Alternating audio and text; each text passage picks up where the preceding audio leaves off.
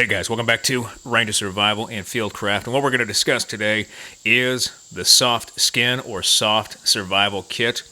This is a kit that we place inside a container that is soft, as opposed to hard containers like our survival Altoids tin or SAS tin or some sort of metal or plastic container we place all of our survival items in to protect. This container is going to be soft.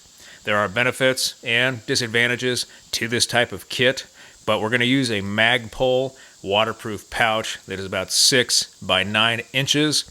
It's got grommets that we can actually tie out to and tie this kit off to our belt or to our person. And it's got a nice pull tab to a water repellent zipper. On top of that, this case is obviously 100% waterproof, keeping our contents dry. We use the soft skin or the soft kit to go inside our cargo pocket, either lengthwise or widthwise. But we use this type of kit to avoid having one, large metal objects in our pockets that are banging around, causing discomfort, or two, large metal objects in our pocket that can break open and we lose all of our contents of our survival kit. Or three, we have large metal objects in our pocket banging around that bang up next to hard trees or rocks out in the wilderness, giving off noise and alerting anyone in the vicinity to our presence. So we want to have a nice, sleek survival kit, something durable that can go inside our cargo pocket that is sleek, giving us still the ability to move through dense vegetation like the vegetation we're in today. The benefit to this pouch is that it is flexible and durable and waterproof, meaning that we can shape it, bend it, twist it, roll it, put it in our cargo pocket very quickly into another pouch or into our bag. It takes up minimal space and we can grab it at a moment's notice when needed.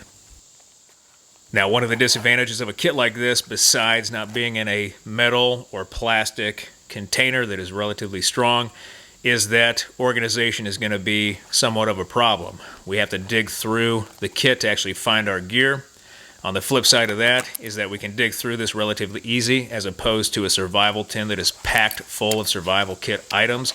On top of that, with a survival tin, we have to play Tetris to actually fit all the pieces back inside. With a soft skin kit like this, we could even take the kit, dump it all out, and if we have to get out of the area very quickly while using some of this gear, we grab it all up, shove it back in the pouch, close it up, and move out.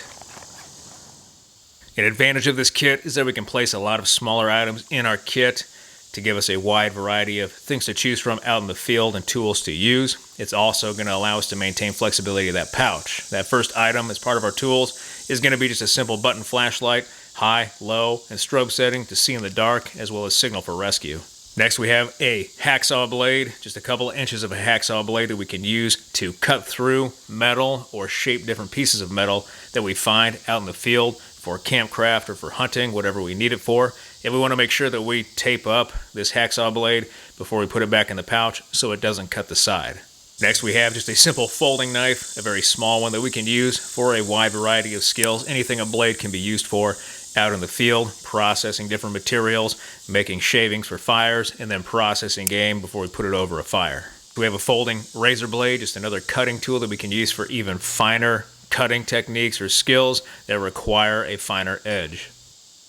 Next, we have a small Leatherman squirt. I'm sure everybody's happy that the Leatherman has made it in the video and not a Gerber this time. The Leatherman squirt has the pliers, gives us an extra hand or a way to grip things out in the field, along with those wire cutters to cut wires for snare. We also have a straight blade that we can use to process materials and game out in the field, a file to sharpen down the tips of nails for frog gigs or spears, as well as sharpen our hooks. We also have a bottle opener, screwdriver combination, a smaller tool, and then scissors for hygiene out in the field, cutting our nails or for our sew kit. And then, let's not forget, one of the best items to have out in the field, and that is just a simple commando saw with paracord toggles for handholds to cut down material and craft in the field. We have a wide variety of Firecraft items in our kit that gives us the ability to start fire in almost every situation because it's that important. That first item is going to be a Fresnel lens or Fresnel lens. We can use the sun's rays, harness them, ignite a tinder bundle, and get a fire going that way. We also have a lighter. Notice the zip tie underneath the button so we don't lose fuel, as well as the tape that could act as a flame extender and the lanyard so we can hang this anywhere we need to. We also have a small plastic bag of stormproof matches with striker, so we can actually strike these and get a fire going another way. And then we have a small ferro rod wrapped in tape and cotton balls and Vaseline secured inside straws or plastic straws, keeping them waterproof and protecting these items that we can use to get a fire going very quickly out in the field. A great kit.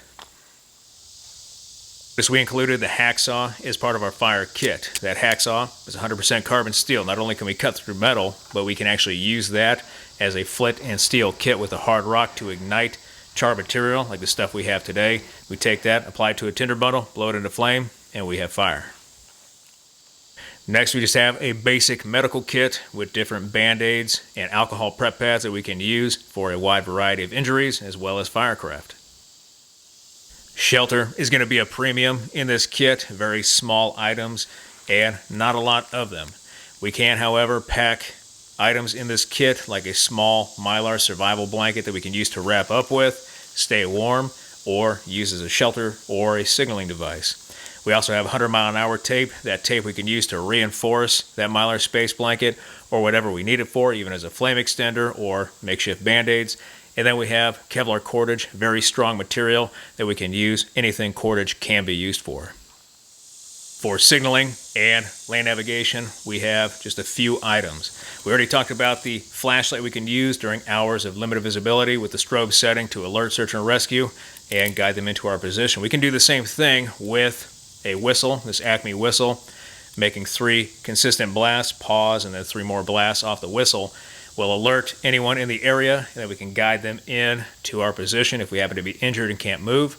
We also have a small button compass to find cardinal directions and reasonably land navigate over distance in the direction of aid or rescue. And then on top of that, we have a signaling mirror that we can use once again with the sun's rays to flash the horizon or air crew or aircraft for search and rescue personnel to alert them to our position, potentially send messages, and then guide them into our position. And this mirror happens to be 100% metal. Hunting and fishing items in a soft skin kit like this are going to be relatively small. So we have these tape sachets where we have makeshift fishing, sewing, and trapping kits that we can place inside of that bag itself. That fishing kit, we just open up the tape with the pull tabs, and we have a razor wrapped with line. We have hooks, swivels, and sinkers, everything we need to go fishing. On top of that, we have just a roll of wire that we can use, that Leatherman PS4 squirt, to cut the wire to length to fashion snares. And then we have a repair kit or a sewing kit in another tape sachet where we have thread wrapped around a razor, needles, safety pins, everything we need to repair our clothing in the field.